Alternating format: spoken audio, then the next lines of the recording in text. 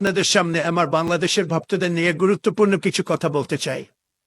আমি জানি আপনাদের অনেকেই ভাবছেন ট্রাম্প বাংলায় কথা বলছে কেন।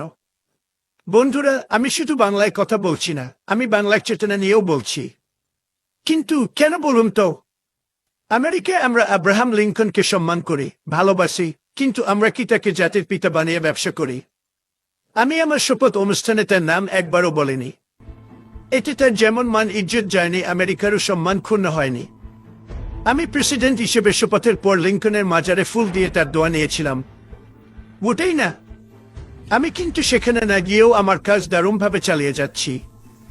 আমেরিকারা কিন্তু আমার কাজে হাত তালি দিয়েই চলেছে। বন্ধুরা, আমরা এগিয়ে চলেছি, ভবিষ্যতের দিকে তাকিয়ে আছি। কিন্তু বাংলাদেশে তোমরা শেখ মুজিব আর জিয়াকে নিয়ে পড়ে আছো। তারা যদি কবর থেকে উঠে আসেন, তাতেও কি দেশের অর্থনীতির উন্নতি হবে? আমি শপথের দিন একবারও জর্জ ওয়াশিংটনের নাম নেইনি, তাতে কি তিনি কম সম্মানিত হলেন? আমরা তো ওয়াশিংটনের জন্মদিনে কেক কাটি না, তোমরা চেতনার জন্মদিনে মিছিল করো। চেতনা নিয়ে পড়ে থাকার মানে কি? চেতনা কি কোনো নতুন অ্যাপ নাকি, যা আপডেট করতে করতে ব্যাটারির চার্জ ফুরিয়ে যাবে? আমেরিকানরা যদি প্রতিদিন স্বাধীনতা যুদ্ধ নিয়ে পড়ে থাকতো, তাহলে আমরা আজ এত বড় শক্তি হতে পারতাম। আমরা ব্রিটিশদের বিরুদ্ধে রক্তক্ষয়ী যুদ্ধ করেছি, কিন্তু আজ ব্রিটেন আমাদের অন্যতম সেরা বন্ধু। আর তোমরা পাকিস্তান নিয়ে এত বিদ্বেষ কেন? 1971 তো ইতিহাস, 21 সালে এসে এখন 71 করছো। এটা আমি সারা বিশ্বে কোথাও দেখিনি। উঠতে বসতে শুতে এতবার 71 বলছো যে মনে হয় ইতিহাস বইও ঘুমিয়ে পড়েছে। শেখ মুজিব ও তার কন্যা হাসিনা এই চেতনার ইনজেকশন পুশ করে তোমাদের অচেতন করে নিয়ে দেশটাকে তলাবিহীন জুড়িতে পরিণত করেছে। সেই চেতনার ব্যবসা আবার ঘুরে দাঁড়াতে শুরু করেছে আরেকটি দলের হাত ধরে। আমার অনুরোধ, চেতনার ব্যবসাকে শেয়ার বাজারে ওপেন করে দাও। ইলন মাস্ককে সাথে নিয়ে আমিও কিছু চেতনার শেয়ার কিনতে চাই। এক পক্ষ বলে মুজিব না থাকলে দেশ শেষ, আরেক পক্ষ বলে বিএনপি না থাকলে গণতন্ত্র শেষ। এই ব্যবসা কতদিন চলবে? চেতনা কি সেরা হিট গান নাকি যে বারবার রিমিক্স হচ্ছে? আর বলো তো, আমরা কি কানাডাকে আমাদের সমুদ্রবন্দর ব্যবহারের অনুমতি দিয়েছি বিনামূল্যে? একদমই না। আর তোমরা কি করছো? চট্টগ্রাম আর মোংলা পোর্ট ভারতের হাতে তুলে দিয়ে বলছো আমরা 197 এর ঋণ শোধ করছি। বন্ধুরা, ব্যবসা ব্যবসার মতো করো, দান খরাতের মতো না।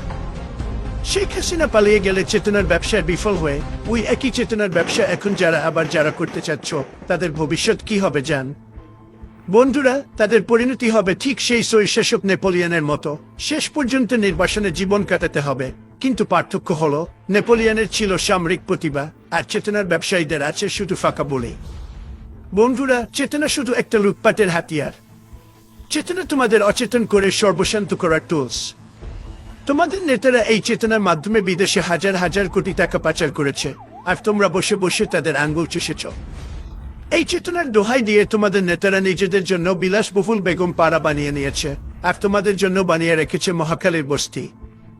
বন্ধুরা, তোমরা শুধু চেতনা নিয়ে ব্যস্ত, কিন্তু দেশ চলবে কিভাবে? সড়ক মহাসড়ক তো ভারতের জন্য ফ্রি খুলে দিচ্ছ, অথচ নিজের দেশে মানুষ ঘন্টার পর ঘন্টা জ্যামে বসে থাকে। ট্রাম্প এটা পছন্দ করে না। আমেরিকায় যদি এমন হতো, আমি নিজেই রাস্তার ধারে দাঁড়িয়ে ট্রাফিক সামলাতাম। তাই আমি বলছি বন্ধুরা, একটু বাস্তব হও। 71কে সম্মান দাও, কিন্তু 2025 নিয়ে ভাবো। আমেরিকা বাংলাদেশকে ভালোবাসে, আমি বাংলাদেশকে ভালোবাসি, কিন্তু আমি চেতনার ব্যবসা ভালোবাসি না।